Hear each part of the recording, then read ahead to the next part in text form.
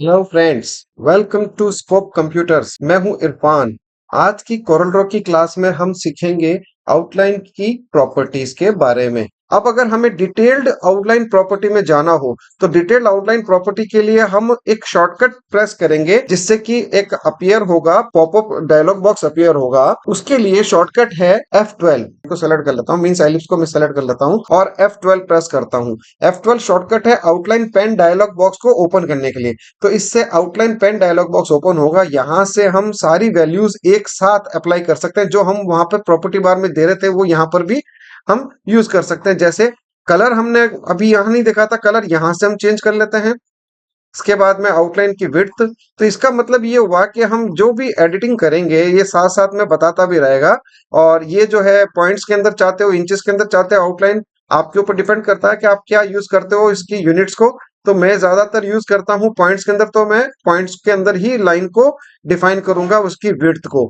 Then उसके बाद में आते हैं स्टाइल। स्टाइल में ये यहाँ पर मिल जाएगा, अभी जस्ट थोड़ी देर पहले ही हमने देखा है। इस बार मैं डैश लाइन ये ले लेता हूँ जिसमें कि एक छोटा सा डैश है, एक बड़ा डैश है। फिर आते हैं, ये इसका मीटर लिमिट है, 45 डिग्री एंगल में इसको शो करता है, रोटेट करता है। ये जैसे लाइन जहां डैश की एंड हो रही है इसका एंगुलर, ये मीटर लिमिट शो करता है। डैशेस, यहाँ जो डैश आ रहा है अभी ये राउंड है, इसमें हमें पता नहीं लगेगा। जब हम कोई रेक्टेंगल में इसको अप्लाई करेंगे तो वहां ये शो करेगा। मैं इसको फिलहाल के लिए ओके करके मैं इस बार क्या करता हूँ, रेक्टेंगल सेलेक्ट कर लेता हूँ। ये हमारे पास रेक्टेंगल है, इससे हम वो चीज इजिली क्लीन कर सकते हैं। Press F12। अगेन वही मैं आउटलाइन का कलर चेंज करूंगा। यहाँ से आउटलाइन का कलर चेंज करके मैं विड्थ बढ़ाऊंगा। पॉइंट्स में लेना चाहता हूँ यूनिट्स, स्टाइल में लेना चाहता हूँ लाइन की, डैश की और डॉट की दोनों साथ में लेना चाहता हूँ, मैं ये ले लेता हूँ। इसके बाद में मैं अब ये दिख रहा हूँ डैशेस। तो जैसे ही मैंने अप्लाई किया, यहाँ पर अभी क्या आ रहा है, डैश का जो लास्ट कॉर्नर जो बता रहा है वो इस तरह से बता रहा है डैश की वजह से। तो देखिए यहाँ पर कॉर्नर दिख ही नहीं रहा है इधर, क्यों? क्योंकि अप्लाई हमने कर रखा है डैश ओनली। तो डैश के अकॉर्डिंगली कॉर्नर्स को शो करे। तो अब जो जिसकी पोजीशन, जैसे यहां से यहां पर नया डैश आएगा, लंबा डैश आएगा, तो वो इसकी साइज, उसके बीच में जो गैप है वो गैप यहाँ पर शो करेगा कॉर्नर्स पर। तो ये थोड़ा ठीक नहीं लगता है। तो हम चाहते हैं कि भाई नहीं, कॉर्नर पर कॉर्नर ही शो हो, बाकी जगहों पर डैश और डॉट्स दोनों साथ में शो हो। तो उसके लिए हम कॉर्नर ये वाला यूज करेंगे, अलाइन डैशेस। डैश को अलाइन कर देते हैं। देखिए चारों कॉर्नर में कॉर्नर्स दिखाई देंगे, बाकी जो कंटिन्यूस लाइन है उसमें डैश इक्वल जैसे दिखाई देगा। यहाँ पर लाइन में हमने स्टाइल में जैसा डिफाइन किया वैसे।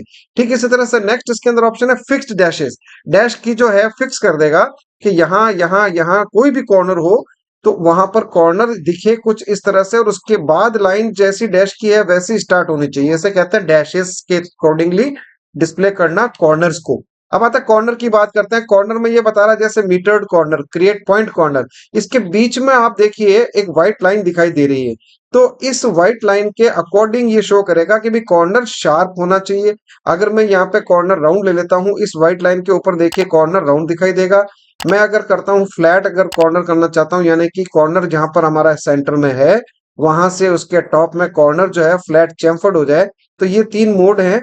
अभी बाय डिफॉल्ट इसके अंदर शार्प मोड लिया हुआ। मैं अगर मैं राउंड करता हूँ, ओके करूंगा, तब हमें ये कॉर्नर क्या दिखाएगा, राउंडेड दिखाएगा। अगेन मैं सेलेक्ट करता हूँ, प्रेस F12, इसी कॉर्नर को मैं कर देता हूँ शार्प। तो ये क्या करेगा, शार्प कॉर्नर शो करने लग जाएगा लाइक दिस। अगेन मैं सेलेक्ट करता हूँ, F12 प्रेस करता हूँ और मैं चैम्फर्ड कर लेता हूँ। तो डैश कॉर्नर का जो है ये इस तरह से चैम्फर्ड दिखाने लग जाएगा, राउंडेड, शार्प एंड चैम्फर्ड। ये इस कॉर्नर के बारे में। अब आता है बात लाइन कैप्स। जो बीच में जो लाइन आ रही है, नोड जो दिखाई दे रहा है, छोटा सा जो व्हाइट जो दिखाई दे रहा है डॉट, ये इस लाइन का बेस पॉइंट है और ये बेस पॉइंट सेंटर में है। इसको हम बोलते हैं लाइन कैप्स। तो वो कैसे चाहते हो आप, इसका जो लाइन कैप है जहां पर ये बेस पॉइंट का एंड हो रहा है कॉर्नर, वो बाहर चाहिए या सेंटर में चाहिए या फिर और अंदर की तरफ चाहिए? तो और अंदर लेंगे तो फ्लैट हो जाएगा। अगर मैं थोड़ा सा राउंडेड करना चाहूँ अंदर की तरफ, तो हर एक डैश में ये जो कॉर्नर क्या हो जाएंगे, राउंडेड हो जाएंगे हर एक डैश के अंदर। और ये डैश में ही एप्लीकेबल है ये वाला ऑप्शन। अगर हम डैश यूज नहीं करेंगे इसका कोई यूज नहीं है। अब बात करते हैं पोजीशन। तो पोजीशन को समझने के लिए मैं यहाँ पर इसमें लेफ्ट क्लिक से कोई भी एक बार कलर फिल कर देता हूँ जिससे कि हम इस पोजीशन के बारे में समझ सकें।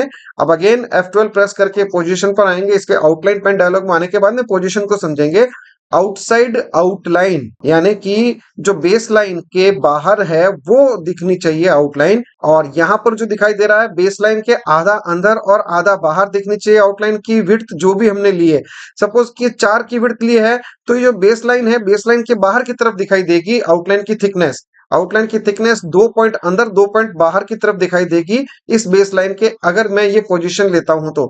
और अगर मैं पोजीशन लेता हूं आउटलाइन की जो है बेस लाइन जो है बाहर की तरफ रहे और उसके अंदर की तरफ रहनी चाहिए आउटलाइन की थिकनेस जो भी 0.4 लिया है। तो अब आप देखिए यहाँ पे नोटिस कीजिएगा कि जो हमने कलर फिल कर रखा है उससे बिल्कुल सेंटर में लेते हैं तो बेस लाइन क्या होगी, सेंटर में आ जाएगी, यानी कि इस ऑब्जेक्ट के कलर फिलिंग के पोजीशन पर आ जाएगी टॉप, और बताएगा आउटलाइन की विड्थ को आधा अंदर आधा बाहर जितना भी पॉइंट आपने लिया हो। और जैसे ही मैं करता हूं आउटलाइन आउटसाइड तो क्या करेगा, बेस लाइन की जो हमने दे रखी है इस बेस लाइन के बाहर ले जाएगा आउटलाइन की विड्थ को। आप चाहे जितनी भी आउटलाइन विड्थ दी हो, सपोज कीजिए आप यहाँ 8 पॉइंट देते हैं तो इस कलर पर ये आउटलाइन नहीं आएगी, ऑल बिकॉज ऑफ हमने ऑप्शन यूज किया है आउटसाइड आउटलाइन।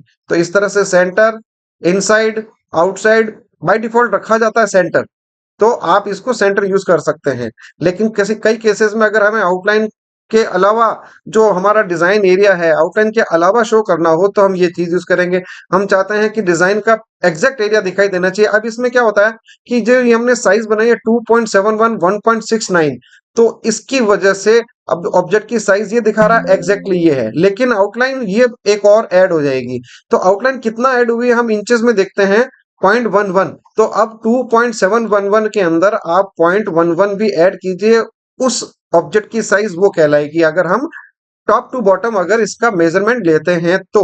इसीलिए जरूरत पड़ती है कि भी हमें सिर्फ ऑब्जेक्ट की साइज एग्जैक्ट रखनी है, और आउटलाइन अगर हम यूज कर रहे हैं तो वो भी इसी के अंदर आनी चाहिए तो अंदर रखेंगे, आधी अंदर आधी बाहर आनी चाहिए तो आधी अंदर आधी बाहर रखेंगे। और हम चाहते हैं नहीं प्रिंट एरिया के अलावा आउटलाइन आ रही कोई दिक्कत नहीं, तो हम यहाँ से ले लेंगे थोड़ा सा मार्जिनल पॉइंट इसका बढ़ जाएगा, साइज ऑब्जेक्ट का बढ़ जाएगा।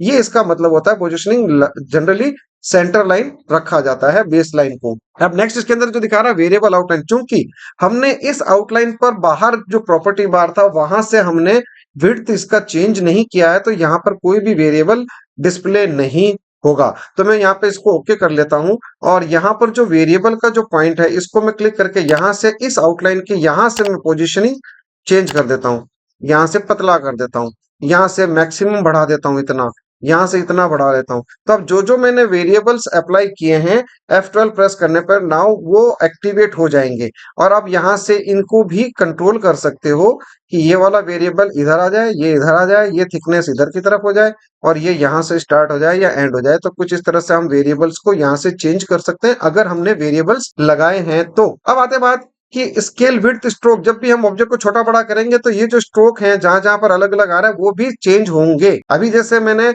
ऑब्जेक्ट की साइज है 2.71.69, तो अगर मैं ओके करता हूं और ऑब्जेक्ट को मैं छोटा भी करता हूं, स्केल हमने ऑप्शन ऑन कर रखा है, तो आउटलाइन की जो विड्थ वेरिएबल के अंदर जो थी वही रहेगी, वो चेंज नहीं होगी, all because of scale width with stroke.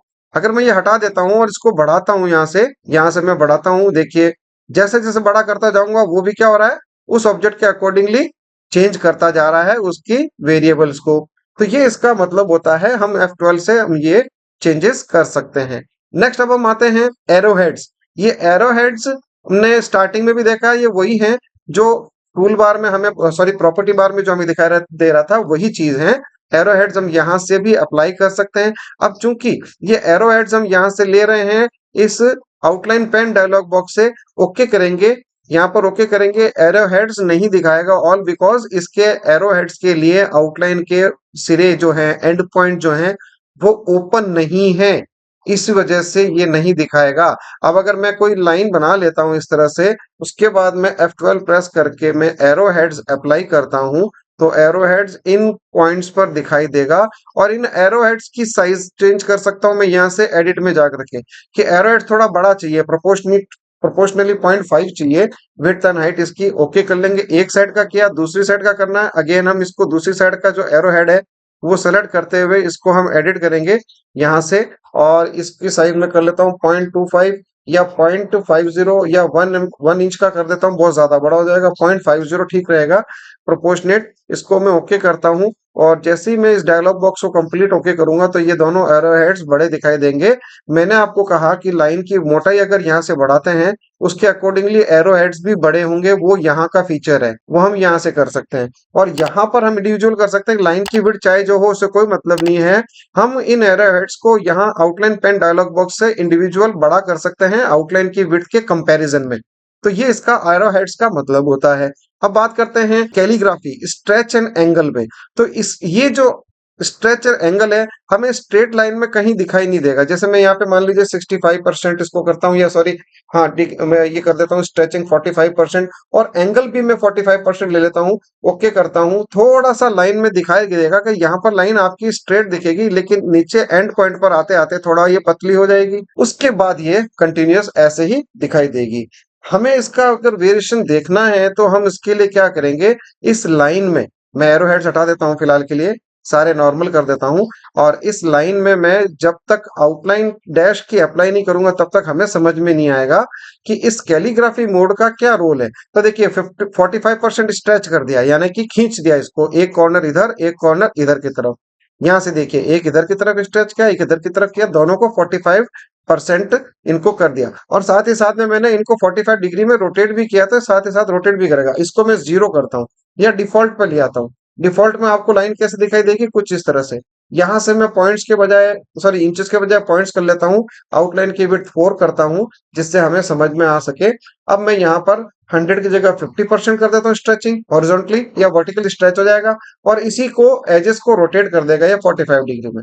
तो ये होता है डैश के अंदर कैलीग्राफिक मोड अगर शो करना हो तो वो हम यहाँ से कर सकते हैं। अब बात करते हैं बिहाइंड फिल और स्केल विद ऑब्जेक्ट की। तो मैं इसको कैंसिल कर देता हूँ, यहाँ आता हूँ। बिहाइंड फिल को समझने के लिए मैं ये ऑब्जेक्ट ले लेता हूँ, इसमें हमने आउटलाइन दे रखी है लेकिन कलर फिल नहीं किया है। तो मैं यहाँ से कोई भी XYZ कलर ले लेता हूँ। अब आप देखिए आउटलाइन आधी अंदर है आधी बाहर है, all because of outline pen dialog में हमने पोजीशन ये ले रखी है। अगर मैं पोजीशन ये इनसाइड ले लेता हूँ तो पूरी लाइन अंदर आ जाएगी, पूरी लाइन बाहर चली जाएगी, आधी अंदर आधी बाहर हो जाएगी। ये हम पोजीशन सेंटर रखना चाहते हैं, लेकिन हम चाहते हैं कि जो सेंटर रखने पर जो आउटलाइन की जो आधी विड्थ है वो कलर के ऊपर जो आ रही वो ना दिखाई दे। तो उसके लिए हम करेंगे बिहाइंड फिल, यानी कि इसको फिल के पीछे ले जाएंगे। तो ये आउटलाइन आधी जो इसके कलर के ऊपर आ रही है वो पीछे चली जाएगी, वो रहेगी तो वही साइज की लेकिन पीछे चली जाएगी और वो हमें दिखाई नहीं देगी। ये बिहाइंड फिल का मतलब होता है। नेक्स्ट ऑप्शन है स्केल विद ऑब्जेक्ट। अभी हमने आउटलाइन का विड्थ ऑब्जेक्ट की इस साइज के अंदर 8 पॉइंट दे रखा है। अभी ऑब्जेक्ट की साइज है 3.6 इंटू 2.18। तो अकॉर्डिंग इसके 8 पॉइंट साइज मुझे सफिशिएंट लग रहा है और मैं स्केल विद ऑब्जेक्ट नहीं करता हूं और इस ऑब्जेक्ट को छोटा करता हूं तो आउटलाइन छोटी नहीं होगी। आउटलाइन की विड्थ देखिए यहाँ पर स्टेटस बार में वही दिखाई देगी 8 पॉइंट। आउटलाइन की विड्थ देखिए, मैं माउस ओवर कर रहा हूँ यहाँ पर 8 पॉइंट ही रहेगी, चाहे ऑब्जेक्ट कितना ही छोटा कर लिया हो या ऑब्जेक्ट चाहे जितना बड़ा कर लो। अकॉर्डिंग टू दैट साइज ये आउटलाइन विड्थ मुझे कम लग रही है। तो ये इसी वजह से है कि आउटलाइन की विड्थ को ये कंट्रोल नहीं करेगा ऑब्जेक्ट को रिसाइज करने पर। ये इसका मतलब होता है। मैं दोबारा अंडू कर लेता हूँ, F12 करता हूँ। अब मैं क्या करता हूँ, स्केल विद ऑब्जेक्ट पर क्लिक करता हूँ, उसके बाद मैं ओके करता हूँ। अभी हमारा ऑब्जेक्ट का साइज है 3.65 2.18 और उसके अकॉर्डिंगली पॉइंट साइज हमारा 8 है, यानी कि आउटलाइन की विड्थ 8 आ रही है। अगर मैं ऑब्जेक्ट को बहुत छोटा कर देता हूँ अकॉर्डिंग टू दैट आउटलाइन उसी रेशियो में यानी कि उसी के प्रोपोर्शनेट छोटी करेगा। देखिए according to that size object को भी और ऑब्जेक्ट को हमने किया आउटलाइन को उसी अनुपात में ये रिसाइज कर देगा। ये इसका स्केल विद ऑब्जेक्ट का मतलब है। अब मैं ऑब्जेक्ट काफी बड़ा कर लेता हूँ, पहले के मुकाबले 10 गुना बड़ा कर लेता हूँ, लाइक 10-20 गुना बड़ा कर लेता हूँ। तो ये आउटलाइन की जो मोटाई है ऑब्जेक्ट की साइज के हिसाब से उसको स्केल करेगा। अब देखो 16 पॉइंट हो गया, जबकि हमने क्या दिया था 8 पॉइंट ओनली, और स्केल विद ऑब्जेक्ट ऑन कर दिया था, जिस वजह से ये जो आउटलाइन है ऑब्जेक्ट की साइज को फॉलो करेगी, उसी के प्रोपोर्शनेट में रिसाइज करेगी। तो ये है friends outline pen dialog box. इसमें हम आउटलाइन को अलग अलग तरीके से इसमें जो भी ऑप्शन दे रखे हैं प्रेजेंट कर सकते हैं या यूज में ले सकते हैं। ये आउटलाइन आपको आउटलाइन जो हम फ्री हैंड टूल बना रहे हैं उसमें, या जो भी ड्राइंग टूल के थ्रू जो हम बना रहे हैं, जैसे कि ये टूल के थ्रू जो लाइन बना रहे हैं इस पर भी अप्लाई होगी, इस पर भी, और इसके अंदर जितने भी शेप्स हैं या जितने भी ऑब्जेक्ट हैं उन सभी पर आउटलाइन का जो फंडा है वो यही रहेगा कि हम इनको चेंज कर सकते हैं F12 से। तो ये है आउटलाइन की प्रॉपर्टीज के बारे में। फ्रेंड्स, कैसा लगा ये वीडियो? अगर आपको ये वीडियो पसंद आया है तो प्लीज लाइक कीजिए, शेयर कीजिए और सब्सक्राइब कीजिए हमारे चैनल को। That's all for today. Thank you. Good bye.